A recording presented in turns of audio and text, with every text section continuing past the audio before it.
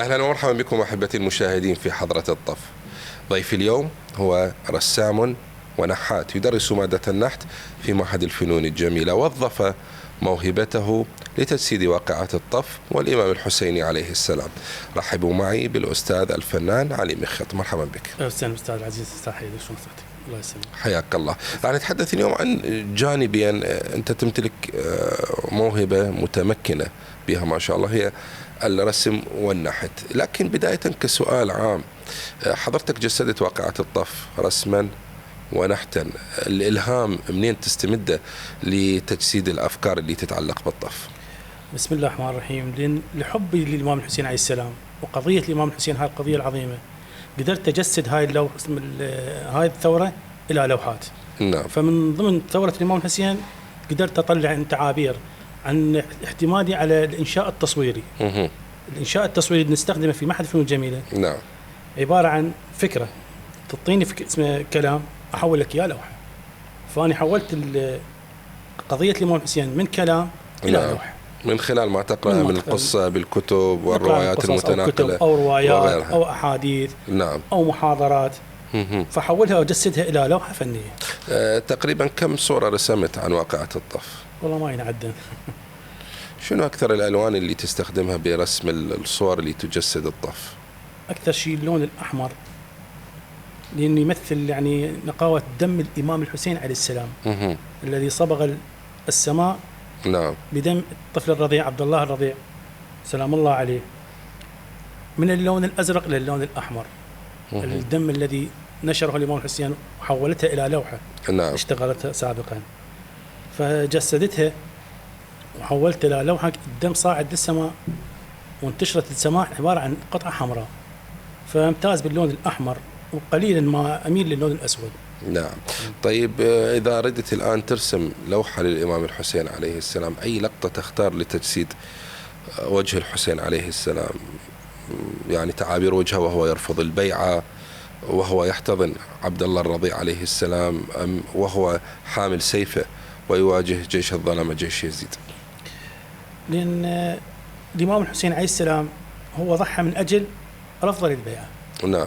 لأن هو قضية الإمام الحسين قضية عظيمة، هو أجل إصلاح دين جده محمد صلى الله عليه وآله وسلم. نعم. فهاي الصورة دائما أجسدها باللوحات. أما قصة لوحة عبد الله الرضيع فهي صعبة جدا.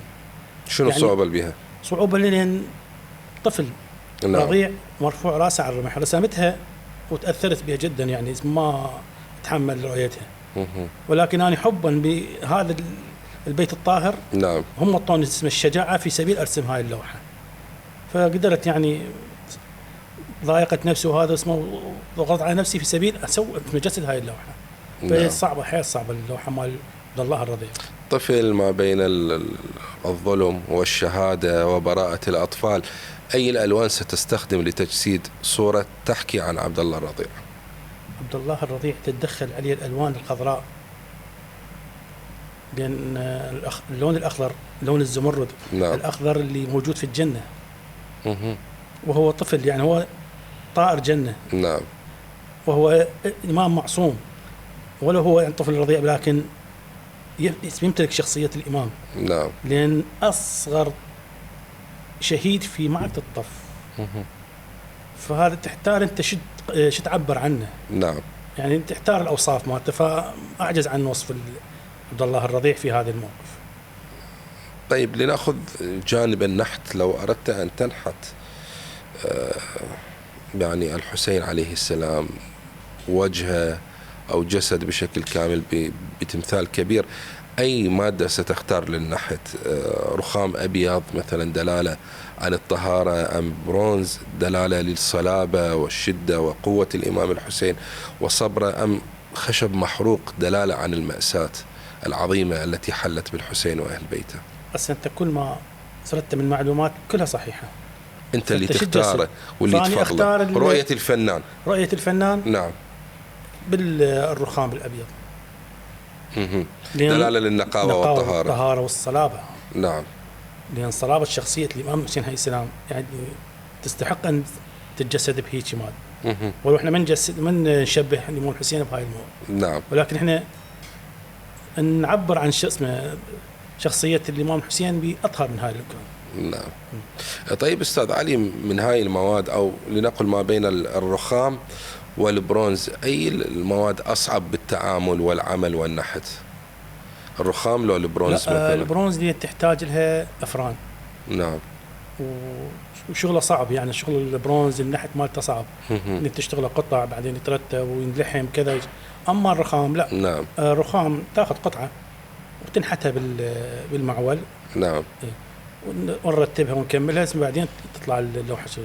فاقل يعني اقل صعوبه، ولو هي صعبه ما صعبه. اقل صعوبه، بس يتهيألي يمكن تاخذ وقت اكثر لان دقه العمل ودقه العمل. بينما البرونز عندك ادوات اذا توفرت وافران وراسا نشتغل قالب. نعم. والقالب باسمه يتحول الى صب برونز وبعدين تكمل. هذا التمثال احنا نتخيل هسه سوا، شنو التفاصيل اللي تحاول تبرزها به اذا جسدته؟ هسه اذا نجي ل شخصيه ابو الفضل العباس عليه السلام. اذا تختار كتجسيد ابو الفضل العباس. تجسيد ابو الفضل العباس عليه السلام. اول شيء ظهره هو المن راح من اجل الاطفال. نعم. يجيب لهم المي. نعم. فلازم تبرز القربه. نعم. والشيء الثاني تخلي به الرايه، حامل لواء الإمام الحسين عليه السلام. نعم. أو الفضل العباس عليه السلام. لازم هاي الحاجتين تبرز بالرمز أو النصب، وتخلين اثنيناتن شامخات. نعم. شموخ الراية وشموخ مسكة القربة. نعم. قبل الفضل العباس عليه السلام، حتى تمرز قوته. وليش هو دخل؟ يعني فارس واحد نحى جيش بأكمله، كتائب بأكملها في سبيل يوصل المي، ووصل وجاب المي. بس هي بقت عنده، يعني عندي لوحة رسمتها اسمها حيرة العباس سلام الله عليه. احتار ما بين شلون يرجع الأخت زينب سلام الله عليها. نعم. يعني وهو ما جاب المي. وما جاب لها مي. نعم. وشلون يروح يقاتل ويدافع عن ظهر أخيه الإمام الحسين عليه السلام. نعم. يبقى حامي ظهره. وشلون يوصل الماء للأطفال. ايش رسمت فيها تفاصيل هاي اللوحة؟ رسمت صورة الإمام الحسين أبو الفضل العباس واقف على الفرس. نعم. بس عينه مليانة خجل من سيدة زينب عليه السلام. فباقي باوع على القربة مخليته. نعم. القربة مليانة سهام والمي مالها مصبوب. نعم. راجع للفرات. بس وياه شنو؟ خليت جريان الدم مالته. نعم. وعين الثانية مضروبة بسهم. نعم. العين اليمنى. نعم. مثل ما تقول الروايات. مثل ما تقول الروايات. نعم. والعين الثالثة الدم مغطيها. فبقى محتار هو. نعم. يعني شلون لا يقدر يرجع للمخيم، ولا يقدر يوصل المي، ولا عنده كفين، ومحتار يباوع على كفينه ما عنده، ما موجوده. نعم. زين شلون يرجع؟ يعني حيرته بالفضل العباس عليه السلام. نعم. جسدته بهاي اللوحة. أستاذ علي، الفنان اللي يحاول يتصدى لواقعة الطف من خلال أعماله الفنية ويجسدها إلى أي مدى الروايات التاريخية وما يتم تناقله سواء من خلال المنبر الحسيني وأحاديث واقعة الطف، إلى أي مدى يستفاد منها برسم لوحاته أو منحوتاته يجسدها؟ هي لازم أي رسام نعم يرتكز على معلومات صحيحة. يعني نوبات احنا رسامين يرسمون لوحات. نعم. فيسوون يعني شخصية أبو الفضل العباس أو الإمام الحسين عليه السلام يعني شخصيات يعني أوروبية. نعم. باللبس والكذا، من هم لبسهم لبس إعرابي عادي. نعم. فيظهرون بالبهرجة والكذا والهاي. ما أنا سامع يعني أبو الفضل العباس يعني اسمه على البرنص مالته ريشة. نعم. على الخوذة مالته. نعم. فسمعت روايات قال لا هاي الريش مالته ريش مال طائر من طائر الحوم او ما يشبه ذلك. نعم. هذا طائر نادر، فهو صاي اسمه يصيدونه يعبر عن قوة الفارس. نعم. وقوة هذا الصياد اللي يصيد هذا الطائر. نعم. بالتالي استفادت من هاي الجزئية فيها. استفادت من هاي الجزئية فأخذ نعم. الريش مالت هذا الطائر. نعم. إذا أستاذ علي راح نستكمل بهذه الجزئية وبجوانب أكثر لكن بعد الفاصل. خليكم ويانا أعزائنا المشاهدين.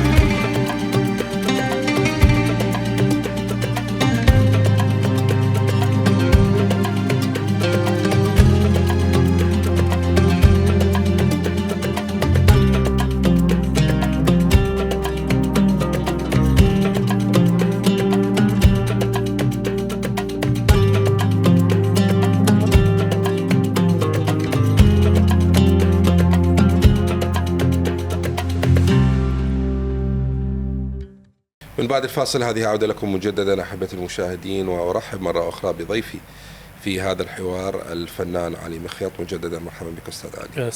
أستاذ علي، كنا نتحدث قبل الفاصل عن العباس عليه السلام، وإذا ذكر العباس عليه السلام ذكرت الشجاعة والصلابة والفروسية والوسامة والطول، ويعني الهيئة الجميلة أيضا، قمر بني هاشم، وذكرت أيضا الكفين المقطوعتين، قطيع الكفين. أسأل عن هذه الجزئية المؤلمة. إذا ما أردت أن ترسم كفي العباس عليه السلام أو تنحتهما كما تشاء، كيف تجسد الكفين وهما يحملان السيف؟ اليد تحمل السيف، أم يد تحمل قربة، أم يد مرفوعة إلى السماء تناجي ربها وتشكو له ظلم أمة محمد لآل بيت محمد؟ بسم الله الرحمن الرحيم. بالحقيقة هي 3 لوحات أنت ذكرتهن. نعم. ذكرته حامل السيف، لأن هو لو ما السيف مالته ما كان أحد وصل للسيدة زينب عليه السلام. نعم. لأن هو كان يحامي على السيدة زينب، حامي على الخيم بالسيف مالته. جسدته بلوحة بطولته ووقافته وشهامته وجماله. أما اللوحة الثانية فعندما قطعت اليد اليمنى، نعم، هنا بدت اللوحات يعني تصير بها مأساة شوية، لأن راح فارس، نعم، وجيش هائل عليه، ويقاتل اسمه بيد اليسرى ولست اليمنى، نعم، وعند الراية لازم ما توقع، وعند القربة لازم يحامي عليها، نعم، فتصير بها صعوبة كل الصعبة. فالتلقاني يعني احتار يعني شلون اجسد هاي اللوحة، فتطلع عندي لوحات كل الصعبة. بالفعل صعوبة جدا عالية، يعني دا أتخيل معك كيف تجسد كل هاي التفاصيل وتبقى محافظ على الحس الفني، وبنفس الوقت محافظ على هذه اللوحة كوثيقة تاريخية بالضبط، تكون مثل ما نقلت الروايات. هنا مثل هيك لوحات ايش قد تأخذ منك أوقات للتحضير والأفكار والحاد ما تنتهي بشكل كامل وترسمها؟ تقريبا هي تخلص بأسبوع. نعم. لأن أبقى أجسد الفكرة بعد من كل يوم أشتغل أجسدها وأكملها، بس أنا أرجع لأن عندي هم مرجع بالبيت أسأل يعني أهلي زوجتي العلوية وهاي، أقول لها يعني حسن شلون نشتغل اللوحة، فأخذ معلومات، حتى حسن أخذ رأيه، هم نواتي يتدخل يعني بشغلات الرسم كذا بابا كذا هيك، فأخذ رأي العائلة، أشوف شنو آراهم واعتبرهم كأنما هم الجمهور اللي راح يشوفون الأعمال مالتي، فهم يحكمون على اللوحة، يراد لك كذا شغل، يراد لك كذا إضافة، لا لو شيل هاي الإضافة منها تضيف لها منها كذا. نعم. السيدة زينب من تظهر باللوحة اسمع بهاي الموقف شوية صعبة. السيدة رقية لازم تخليها قرب السيدة زينب عليه السلام، لأن هي ما تفارق عمتها، لأن هي بقت عندها أمانة، يعني كذا هيك لوحات يعني لازم أدخل بها اسم العائلة شوية تهدئ عليه الأعصاب مالت اللوحة، ولو ذا أبقى أشتغل وحدي لا طول عند الله. طيب لو هسه طلبت من عندك ترسم لوحة للإمام الحسين عليه السلام أو عن واقعة الطف، بأي لون راح تبدأ، وشنو أول شيء تجسده؟ مثلا ترسم وجه الحسين عليه السلام أو وجه أحد فرسانه وأصحابه، أو تبدي برسم ربما سيف تعبيرا عن الواقعة، أو تبدأ برسم الأرض والصحراء، أو ربما غير شيء، أنت حر. أنا دا أحاول أقرب لك الأفكار. لا. شنو أول شيء ترسمه باللوحة؟ باللوحة أول مرة اسمه خطة الباك جراوند أحتاجه. نعم. شنو الواقع؟ هي الموضوع صورة الإمام الحسين على الفرس، أخطط الأرضية. إذن أول شيء تحب ترسمه باللوحة أو فكرة اللوحة الإمام الحسين عليه السلام، إيه؟ وهو يمتطي الفرس صهوة جواده. نعم. أخطط وأكمل، بعدين أضيف شظيف له، شظيف اللوحات يعني الألوان الخاصة مالت الآر. أول لون تختار شنو بالرسم راح تستخدمه؟ إحنا دائما نستغل اسم الأوكر. نعم. اللون الشيق قريب التبني. هذا اللون تنمل بيه اللوحة كلها، بعدين بالجوز المحروق. نعم. تطل ملامح مالت الشكل، شكل الإمام الحسين كذا، حركة الفرس وشون واقف، بعدين الباك جراوند الخلفي مالته، أبدأ من الباك جراوند بعدين أتصل بالوجه، آخر شيء الفينش مالته يبقى الوجه مال الإمام الحسين عليه السلام. نعم. أستاذ علي، إذا عندك 3 ألوان فقط، قالوا لك بهاي ال3 ألوان ترسم صورة لواقعة الطف أو الإمام الحسين عليه السلام أو العباس عليه السلام، شنو الألوان اللي تختارها؟ 3 ألوان بس تختارها تكمل اللوحة. اختار، قلت لك الاسم الرئيسي اوكر، نعم. والتسوي الارضيه والبقران مالتها، والجوز المحروق، والاخضر. الأخضر. لاني واقعة الطف كلها حمار، ليش عجب ما استخدمت الأحمر؟ ما تخلي بالاحمر، لان هي نهايتها حمراء. نعم. فانا بديت لك كبدايه، اما اذا تقول لي عندك بعد اضافه اضيف الاحمر. انت انا اختاريت 4 ألوان. انا اخترت 4. انت اعطيت 3 ألوان، اعطيتك 3 ألوان الرئيسيه. طيب، خيال الفنان احيانا يبدع، او بالاحرى دائما ما يبدع الفنان، ولهذا سمي فنان. ممكن بجزئيه واحده يرسم لنا تفصيل واحد من مشهد او جزء من جسد انسان، يعبر ويختزل الفكره والرساله كامله. لو قلت لك ارسم لي شيء واحد عن واقعه الطف او مشهد واحد عن واقعه الطف، تشوف انه الرساله كلها والحدث كله يختزل به، ايش ترسم؟ رأس الإمام الحسين عليه السلام على الرمح. على الرمح. هاي رسالة، لأن قلت لك الإمام هم قتلوا الإمام الحسين. نعم. بس بقى راسه مرفوع. راسه شامخ. هنا الفكرة والرسالة أجسد الجميلة. رأس الإمام الحسين شامخ. نعم. فهاي اللوحة يعني خاتمة لكل اللوحات. أحسنت. يبقى رأس الإمام الحسين شامخ دائما. قلت لي إنه لوحاتك عن واقعة الطف كثيرة، ما قدرنا نحسبها. لو طلبت من عندك تختار واحدة فقط من هاي اللوحات، افرض انت مسافر راح تترك العراق او تترك نقول بغداد وتروح تعيش في محافظة ثانية، صح، والطريق وجنودتك ما تحمل غير بس لوحة واحدة، قالوا لك علي تختار لوحة واحدة عن واقعة الطف، ايش تختار يا لوحة؟ هي هاي اللوحة دائما يعني حتى انعرضت بعدة قنوات. نعم. لوحة الرأس المقطوع اللي على الرمح اللي تكلمنا عنها. هاي اللوحة وين ما اروح هي وياي، واكثر اعمالهم قامت تتدخل بيهن، تدخل بيهن هي اللوحة. هاي اللوحة مرة من المرات جاني دكتور علي اسمه علي نشمي. نعم. الخبير مال نعم. تاريخ الموسيقى، الدكتور علي نشمي تحياتي. نعم. يعني قال لي انت راسم اللوحة سيدنا الإمام الحسين عليه السلام بالملامح العربية قط، يعني قال لي انت مجسد شخص عربي. نعم. قال لي دعنا من هاللوحات قاعد اشوف المرسومات هاي، قال كل دولة ترسم اسمه شاكلتها. نعم. بس انت راسم شخصية عربية بحت. فقال لي يعني انت يعني اول ما شفته قلت انا عيسى ابن مريم، بعدين لا قلت لا الملامح عربية. نعم. فقلت لك عيسى ابن مريم هم عربي بالنهاية، هو من فلسطين. فلسطين. نعم. لا يعني كنبي. نعم. نعم. فقال لي شخصيتك كلش قوية جدا هاي الصورة، فقال لي احتفظ بها هاي الصورة، فبقيت معتز بها. هاي اللوحة ما لحد الآن موجودة.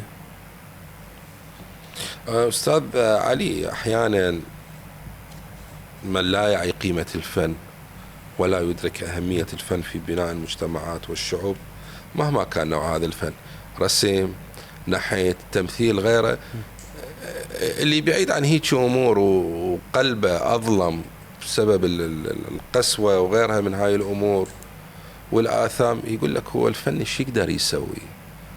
هو شنو الفن؟ عذرا لهاي الكلمة، صح لو لا؟ يمكن سامعيها هواية. سامعيها. وانت شو تريد تغير؟ وشنو هاي جملة، أنا دا أحكي لك بلسانهم، شنو هاي جملة إنه الفن يقدر يغير مجتمع بأكمله والفن يؤدي رسالة، هو الفن ايش بيه؟ هيك يحكوا لك البعض فعلا. صحيح. لكن من وجهة نظرك كفنان، يعني كيف من الممكن أن تكون رسمة واحدة عن واقعة الطف ممكن أن تعطي رسالة؟ هسه رسالة لصاحب القضية العراقي العربي، أو يمكن رسالة للآخر اللي من غير ديانة، ويفهم واقعة الطف ويفهم شنو معنى التضحية ويعرف شنو محمد وآل محمد. إلى أي مدى ممكن أن تكون أو أن يكون عمل فني واحد مؤثر بالمجتمع؟ صحيح. بعض الناس يعني هذا اللي تقول عليه النظرة السوداء داخله وكذا، هذا إنسان يعني مريض نفسيا، هو ما يدري بالفن شنو. الفن علاج الروح. نعم. حتى الرسم، نوبات شخص اقول له انت تعبان نفسيا، خطط، الهم مالته كله ينزل. نعم. جربوه بعض الاساتذه، يعني خطيه اول الاستاذ علمت قام يشتغل يرسم، وهاي هو اختصاصي يختلف عن اختصاصي. نعم. بس هسه قام يبدع. يعني كل ما يشوف، يعني كل ما اضوج نعم. اتذكر حكيك، اخطط. فاحنا الرسم او الفن التشكيلي كله نعم.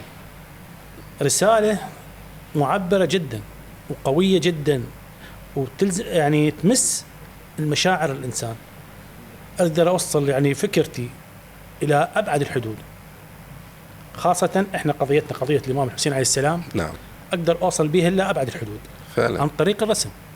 واوصل للي يعني اللي ماخذ نظره يعني سيئه او كذا منا على قضيه احنا كشيعه وكذا، نعم، ما يعرفون شنو اسم هاي القضايا. اقدر اوصل لهم الفكره مالتنا، ليش الامام الحسين عليه السلام نعم، ضحى بنفسه وعائلته وكذا، ترك يعني اهله هناك. بالتالي الفنان هو السفير لأبناء جلدته، وسفير لقضيته، وسفير لرسالته، وسفير لمعتقده ومذهبه. راح نستكمل معك أستاذ علي، لكن اسمح لي أن أخذ فاصل قصير ومن بعده نعود مجددا.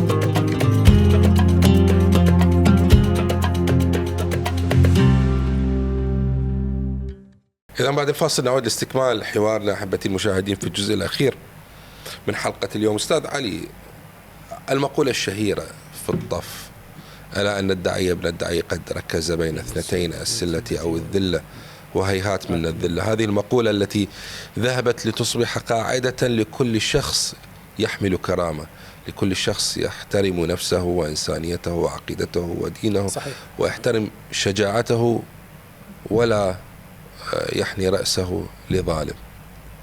وربما هي الكلمة الأبرز لشباب ورجالات المقاومة ومحور المقاومة. تحياتنا لهم، ونسأل الله أن يتغمد شهداءهم برحمته الواسعة ويسكنهم فسيح جناته إن شاء الله. كلمة هيهات من الذلة، لو أردنا أن نجسدها برسم دون كتابة، فقط ألوان وفرشات، شنو اللوحة اللي راح ترسمها اللي من يشاهدها الشخص يقول هاي تعبر عن كلمة هيهات من الذلة؟ من سلم؟ سألت إن شاء الله الجواب يجيك. بالحقيقة إذا أريد أحولها إلى لوحة، نعم، لوحة فنية بالضبط. السلة يعني سلة السيف، نعم، الموت. نعم. والذلة يعني نعرف الاسم. فالإمام حسين تقبل السيوف برحاب الصدر، فأحولها من أرسمها الإمام الحسين متقبل السيوف والرماح والسهام بوجه مبتسم، لأن مقابل الشهادة. نعم. فهاي لو هكذا أجسد، يعني ترسم سيوف ورماح في مقابل وجه الإمام الحسين وبصدره، نعم، وبنحره. هي شاحة الرسم هي اللوحة، نعم، وهو متلقيها بابتسامة. ايش اعبرها بلوحه كلش قويه. فطيتني فكره ان شاء الله راح تتنفذ ان شاء الله، شاهدها بالقريب العاجل. برايك اليوم عالمنا ومجتمعنا شنو محتاج سيف الامام الحسين ام كلمته؟ بما انه نتحدث عن السيوف وعن الكلمات. والله اني ارشح الكلمه اقوى من السيف. السيف يجيب السيف، نعم، اما الكلمه لها تاثير ولها تعبير ولها تأثيرها الخاص يعني في نفوس الآخرين، وتقدر توصل اللي مبتغاك عن طريق الكلمة. نعم. الإمام الحسين عليه السلام يعني خيروه بين كلمة وما اسمها، لأن قالوا له هي الكلمة احكيها، ثم أنا بايعت يزيد ومشي الأمور، ما مشاها على كلمة. نعم. ضحى بنفسه، وهاي في سبيل الكلمة. وهاي الكلمة أصبحت قاعدة يسير عليها الملايين من محبي أهل البيت، والحمد لله رب العالمين. فأنا أرشح الكلمة. طيب راح أعطيك فكرة، ما أدري أنت مجسدها لو لا، راسم شيء عن زينب عليها السلام. سلام الله عليها، راسم لوحات كثير. شنو الألوان اللي تستخدمها عندما تريد أن تجسد لوحة عن زينب عليها السلام؟ زينب بشموخها، بعزتها، بفصاحتها، بدورها المهم الذي أدته من بعد واقعة الطف، وبحزنها أيضا على إخوتها والحسين عليه السلام والعباس عليه السلام، ولحظات ضعفها أيضا. كيف تجسد زينب؟ بالحقيقة يعني السيدة زينب عليه السلام، يعني كل ما أوصل اسم اللوحة اللي يرسمها لها، نعم، يعني تاخذك يعني عبرات كلش بعيدة. كل ما أريد أرسمها يعني مدنقة على الإمام الحسين ومن قهرة مكسورة، ما يطيني قلبي. لأن يعني كسرة سيدة زينب كلش قوية، فهي امرأة شامخة، رب الوقفت يعني بوجه ظالم. زينب حزينة وليست مكسورة، لهذا أنا استخدمت كلمة في حزنها وضعفها. ماكو انكسار الزينب، زينب لا ما انكسرت لزينب، مستحيل تكون مكسورة. هي نعم. لكن كأي امرأة، كأي أخت تحزن، تضعف على أحبابها، بينها وبين نفسها كسرة قلب هي صارت بيها. لكن آل البيت ما ينكسرون إن شاء الله. لا إن شاء الله، إن شاء الله. نعم. فمن جسدها بشموخ. نعم. يعني بهيبة، وقفها بهيبة، لأن هي وقفتها وهيبتها وقفت علي بن أبي طالب عليه السلام. نعم. كأبيها. ولا ننسى رمز الحشمة زينب بملابسها. الحشمة دائما. نعم. باللوحات ننزلها. لا وجه. نعم. لا يدين، يعني الاسم الأيدي ما تظهر. نعم. والأذيال الملابس كلش طويلة. وشنو الألوان اللي تستخدمها من رسم الزينب عليه السلام؟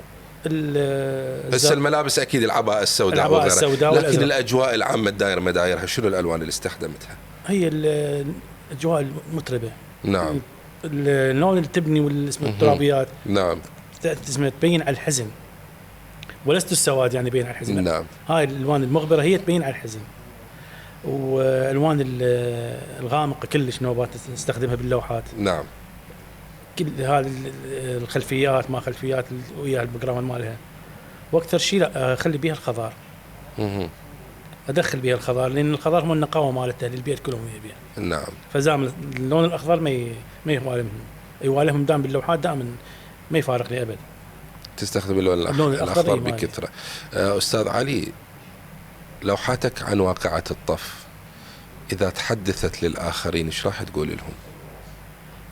تخيل لوحة تتحدث يطلع منها صوت، ايش راح تخبر الآخر؟ حقيقة يعني أعجز شو أقول لهم، يعني الصوت اللي يطلع من يمها يقول لهم هذا الطريق لا تعوفوه. نعم. طريق الحسين عليه السلام لا تنسوه. تمسكوا به، أظافركم، أسنانكم، كل أحاسيسكم. نعم. تمسك بطريق الحسين، لأن هو هذا الطريق صراط المستقيم. نعم. فلوحاتي دائما أعبر بها قبل متمسك، أخذ العبرة والعبرة. أخذ العبرة. نعم. قبل العبرة. إذا بالتالي لوحاتك تدعو إلى التمسك بطريق الحسين والثبات على طريق الحسين. طيب، كثير يحاولون اليوم سواء فنانين أو من يمتلكون موهبة بسيطة حبا بالإمام الحسين عليه السلام وطمعا بالثواب والتقرب، أنه ربما يرسم صورة عن واقعة الطاف، أو يحاول يقلد فد لوحة عن الإمام الحسين، يرسم وجه الكريم مثلا. فشنو النصيحة اللي ممكن تقدمها لأي شخص مبتدئ يريد أن يرسم لوحات عن الحسين وواقعة الطف؟ أكو بعضهم يعني من يرسم ما يجيد الوجه مات الإمام الحسين عليه السلام، فأنا أقول له ابتعد، خلي بس بقعة نور حول الوجه. نعم. واعتني بالجسد، تخطيط الجسد كذا، هذا الفكرة مالتك. نعم. أشجع من أشوفه يخطط لوحات، أخليه يشجع. هسه إحنا عندي واحد ابن أختي عندي يخطط يقلدني، يقول له هذا اسمه هذا من بعدك خليفتك هذا. نعم. قال على خاله. فأقول لهم لا، قمت أشجعه أجي أخطط، يقول خالها يعني حلوه الصوره، قال له يشتغل بعد. مهم. يقول انا متعجب يعني متمسك باللوحات مالتي، يقول يقلدني يعني دائما وين ما يشوف لوحاتي يقلد هو بصف يمكن هسه الثالث ابتدائي. نعم. بس تخطيطه يعني تشوف انت هذا متمكن، يعني تقول هذا يصبح رسام. فاشجعه ما اخليه يعني يبقى بهاي الفترات اسمه اهم شيء نعم. الدراسه والتخطيط. هذا بالفراغات ما فراغات اسمه علم التخطيط. هو شوي شوي يمكن شوية من خلال شوية التخطيط راح يبدي الانسان تقوى موهبته. نعم. بس لا اسمه جاسف يعني يرسم رسمات قويه كذا حتى ما يصير يشوه هاي اسمه اللوحات الحلوه. مهم. فما اشجع بالتخطيط المباشر يصنع اللوحات اسمه القويه. نعم. تخطيط بسيط.